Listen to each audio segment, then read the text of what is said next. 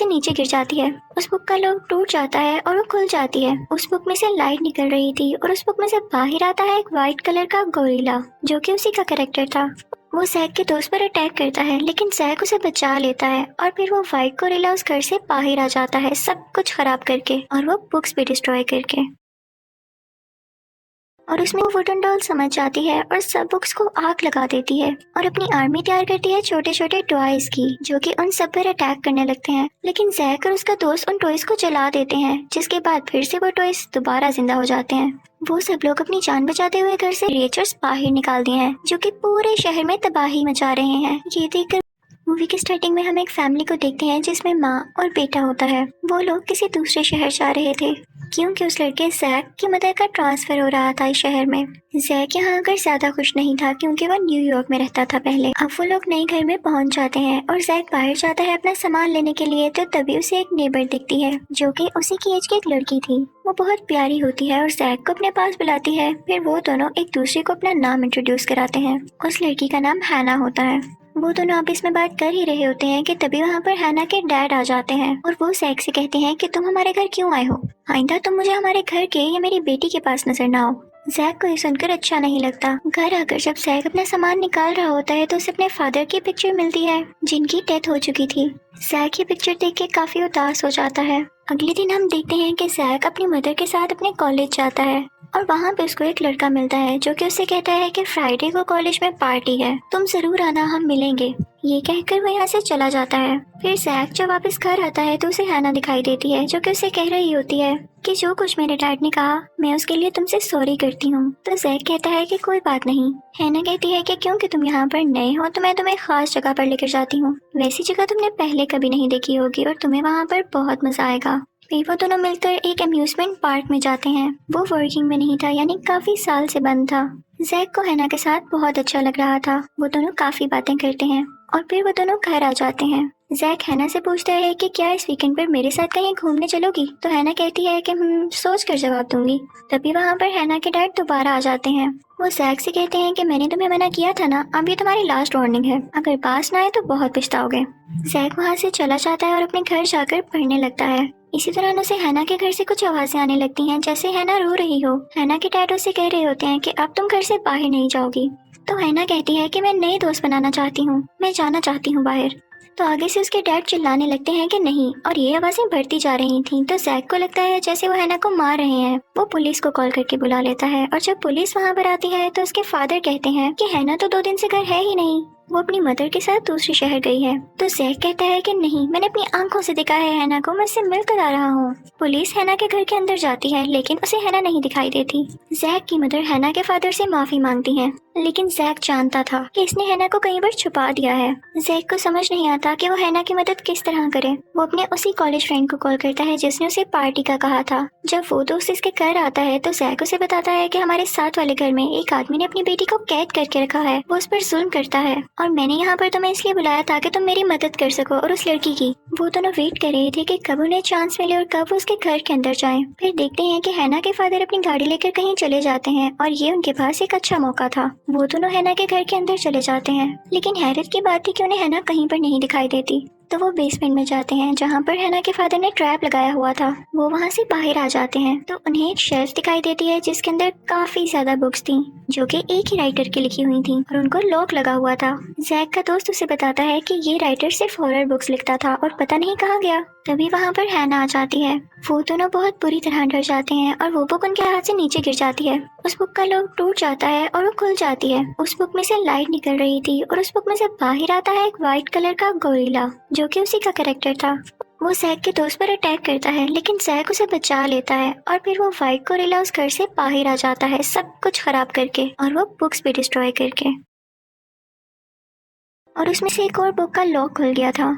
इस white gorilla का इस बुक में नाम स्नोमैन था। अब हैना, जैक और जैक का दोस्त भागकर एक आइस गल्फ में आ जाते हैं जहाँ पर आइस थी। हैना कहती है कि हमें स्नोमैन को वापस बुक में भेजना होगा लेकिन स्नोमैन बुक नीचे गिरा देता है। तीनों भागकर एक जगह पर छुप जाते हैं लेकिन स्नोमैन वहाँ पर भी आ जाता है। वो उन पर अटैक करने ही वाला होता है कि तभी पीछे से हैना के फादर आ जाते हैं और वो बुक खोलकर उस स्नोमैन को उस बुक के अंदर कैद कर देते हैं और फिर अपनी गाड़ी में उन तीनों को लेकर चले जाते हैं। वो बहुत गुस्से में थे। जैक को शक हो रहा था कि इन बुक्स को लिखने वाला हैना के फादर ही है। जब वो लोग घर पहुंचते हैं तो हैना के फादर जैक से कहते हैं कि तुमने जो कुछ भी देखा उसे भूल जाओ। तो जैक कहता है कि मुझे बताएं असल में बात क्या है। तो हैना के फादर बताते हैं कि जब मैं छोटा होता था तो मुझे एक एलर्जी थी जिसकी वजह से मैं बाहर नहीं जा सकता था। तो बाकी बच्चे मेरी खिड़की पर पत्थर मारा करते थे और मैं घर के अंदर ही रहकर ये बुक्स लिखा करता था। मैंने ये सब हॉन्टेड बुक्स अकेले बैठकर लिखी और अब पता नहीं क्या हुआ कि इनके अंदर मौजूद कैरेक्टर जिंदा होने लगे हैं और इसीलिए मैंने इन पर लॉक भी लगाया है। हैना के फादर उसे कहते हैं कि यहाँ पर रहना अब सेफ नहीं है, इसलिए सारी बुक्स उठाओ, हम कहीं और जा रहे हैं रहने। तभी हैना के फादर देखते हैं कि एक और बुक खुली हुई है और उसके पास ही सोफे पर एक वुडन डॉल बैठी हुई है जो कि उस बुक का कैरेक्टर थी। हैना के फादर उस डॉल को चालाकी से बुक में वापस भेजने की कोशिश करते हैं, लेकिन वो वुडन डॉल समझ जाती है और सब बुक्स को आग लगा देती है और अपनी आर्मी तैयार करती है छोटे छोटे टॉयज की जो कि उन सब पर अटैक करने लगते हैं। लेकिन जैक और उसका दोस्त उन टॉयज को जला देते हैं, जिसके बाद फिर से वो टॉयज दोबारा जिंदा हो जाते हैं। वो सब लोग अपनी जान बचाते हुए घर से बाहर आते हैं कि तभी वो देखते हैं कि उस वुडन डॉल ने बुक्स चलाने से पहले उसके अंदर के सब मॉन्स्टर्स और क्रिएचर्स बाहर निकाल दिए हैं जो कि पूरे शहर में तबाही मचा रहे हैं। ये देखकर वो काफी परेशान हो जाते हैं और कहते हैं कि हमें किसी न किसी तरह उस वुडन डॉल को ढूंढना ही होगा। तो इसके लिए जैक हैना के फादर को आइडिया देता है कि आप एक कहानी दोबारा लिखें जिसमें ये हो कि सारे कैरेक्टर्स अपनी अपनी बुक्स में वापस चले जाते हैं और यही एक तरीका है इनको वापस उस बुक में भेजने का। तो हैना के फादर कहते हैं कि आइडिया तो ये बहुत अच्छा है, लेकिन जिस टाइपराइटर से मैं ये बुक्स लिखता हूँ वो मैंने कॉलेज में छुपाया हुआ है। वो लोग कॉलेज की तरफ जाने के लिए अपनी कार में बैठते हैं, लेकिन रास्ते में एक बहुत बड़ा इंसेक्ट उनकी गाड़ी रोक लेता है और ये भी उन्हीं बुक्स में से एक कैरेक्टर था।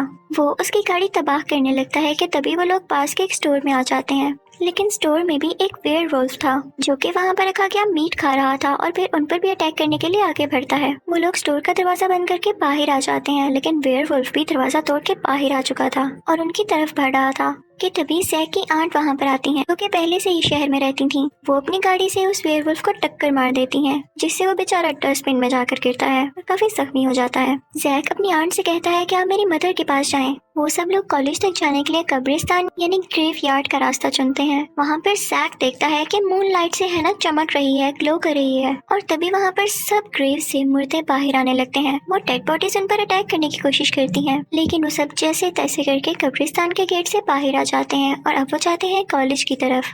वो लोग कॉलेज पहुंचते ही टाइपराइटर ढूंढना शुरू कर देते हैं और इसी दौरान हैना के फादर जैक को बताते हैं कि मैं तुम्हें आज बता देता हूँ कि हैना क्या है और वो मूनलाइट में क्यों ग्लो कर रही थी। इनफैक्ट वो भी मेरा लिखा गया एक कैरेक्टर है। मैं बहुत अकेला रह गया था और इसलिए मैंने ये सोचा कि मैं एक बुक लिखता हूँ और उसमें एक ऐसा कैरेक्टर बनाता हूँ जो कि बिल्कुल इंसान जैसा और दुनिया को भी रियल लगे। और फिर मैंने उस बुक को खोलकर हैना को बाहर निकाल लिया और इसीलिए मैं उसे बाहर नहीं जाने देता था या लोगों से नहीं मिलने देता था ताकि किसी को पता न चल जाए। इवन ये बात हैना को भी नहीं पता, वरना उसे बहुत दुख होगा। जैक समझ जाता है कि हैना के फादर दिल के अच्छे हैं। तभी वहाँ पर हैना आती है और उनको बताती है कि टाइपराइटर मिल गया है। तो हैना के फादर कहते हैं कि तुम लोग कॉलेज के सब दरवाजे बंद कर लो ताकि कोई भी मॉन्स्टर यहाँ ना आ सके। मैं अकेले में बुक लिखूंगा, उतनी देर तुम लोग कहीं चले जाओ इसी कॉलेज के अंदर। अब वो तीनों मिलकर कॉलेज की पार्टी में जाते हैं जो कि हॉल में हो रही थी। वहाँ जाकर जैक सबको बताता है कि आप अपना ख्याल रखें क्योंकि मॉन्स्टर्स यहाँ पर आ चुके हैं, कोई दरवाजा मत खोलिएगा वरना वो कॉलेज के अंदर भी आ जाएंगे।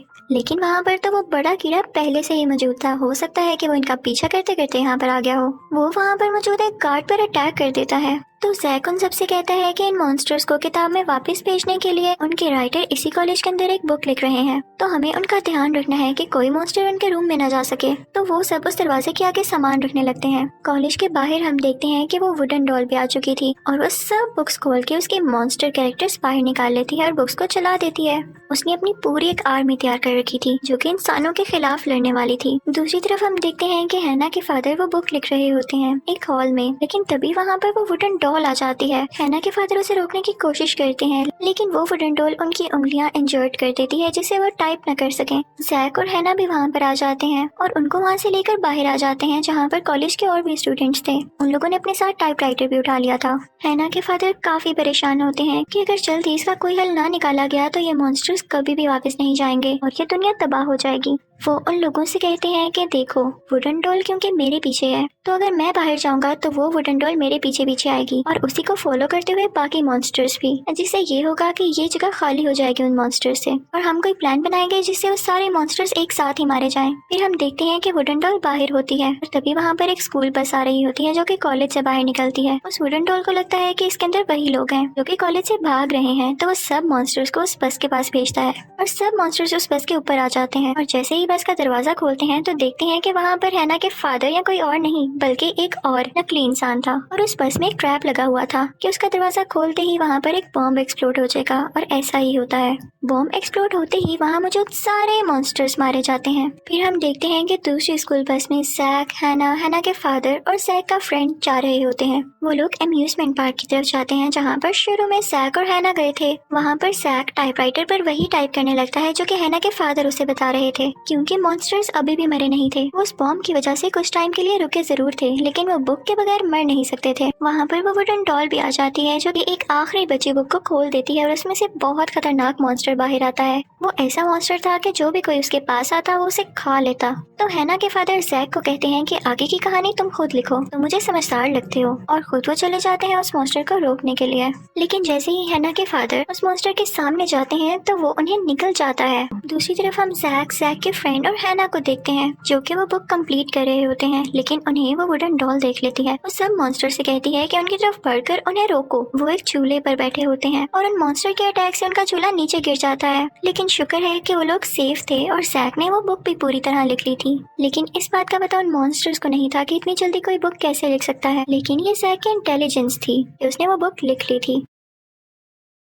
अब बस बाकी बचा था उस बुक को खोलना और फिर सारे मॉन्स्टर्स उस बुक के अंदर चले जाते। सब मॉन्स्टर्स के साथ साथ हैना भी उस बुक के अंदर चली जाती जो कि जैक नहीं चाहता था। तो वो सोच में पड़ जाता है कि मैं बुक खोलूं या ना खोलूं, और इससे पहले वो हैना को बताने की कोशिश करता है कि तुम भी एक फिक्शनल कैरेक्टर हो इस बुक का। तो हैना कहती है कि मैं जानती थी, मैं बस तुम्हें हर्ट नहीं करना चाहती थी, तुम्हारे साथ रह के ये फील करवाना चाहती थी कि मैं भी एक इंसान हूँ। और वो फिर जैक से जबरदस्ती वो बुक छीनती है और नीचे जमीन पर रखकर खोल देती है और बुक के खुलते ही आसमान से कोई वाइट रोशनी आती है और सारे मॉन्स्टर्स उस बुक के अंदर चले जाते हैं। इवन वो वुडन डॉल भी जो हैना के फादर को मारने के करीब थी, और वो कहता है कि मैं लौट कर जरूर आऊंगा। फिर हम देखते हैं कि हैना भी ग्लो करने लगती है और उस बुक के अंदर जाने लगती है, लेकिन जैक काफी सैड था। वो ये नहीं चाहता था कि वो बुक के अंदर जाए। वो उसे रोकने की काफी कोशिश करता है, लेकिन हैना बाकी मॉन्स्टर्स की तरह उस बुक के अंदर चली जाती है। फिर हम देखते हैं कि जैक और हैना के फादर बहुत ज्यादा उदास होते हैं क्योंकि वो उससे प्यार करते थे। फिर हम देखते हैं कि शहर के हालात पहले की तरह हो गए थे, सब कुछ नॉर्मल हो गया था, लेकिन जैक अभी भी हैना को बहुत मिस करता था। और फिर एक दिन वो कॉलेज जाता है तो उसे हैना के फादर वहाँ पर दिखते हैं जो कि वहाँ पर प्रोफेसर लग चुके थे। ऑफ टाइम पर वो लोग हैना के बारे में बातें करते हैं कि तभी जैक को हैना दिखाई देती है। तो हैना के फादर जैक से कहते हैं कि सरप्राइज, ये देखो मैंने एक नई बुक लिख ली जिसके जरिए हैना इस दुनिया में वापस आ गई, क्योंकि मैं जानता था कि तुम हैना को पसंद करने लगे थे और हैना भी। जैक और हैना एक दूसरे से मिलकर बहुत खुश होते हैं और हैना के फादर भी बहुत खुश होते हैं। फिर हम हैना के फादर को टाइपराइटर के सामने देखते हैं और उस टाइपराइटर पर कोई अपने आप टाइप कर रहा होता है और उस पर यह लिखा था द इनविजिबल बॉयज रिवेंज, यानी एक ऐसा मॉन्स्टर था जो कि इनविजिबल था और वो उनसे रिवेंज लेने वाला था। ये देखकर हैना के फादर के गूज बम्प्स खड़े हो जाते हैं कि अभी भी सब कुछ नॉर्मल नहीं हुआ, और इसी के साथ ये मूवी भी एंड हो जाती है। Thank you for watching.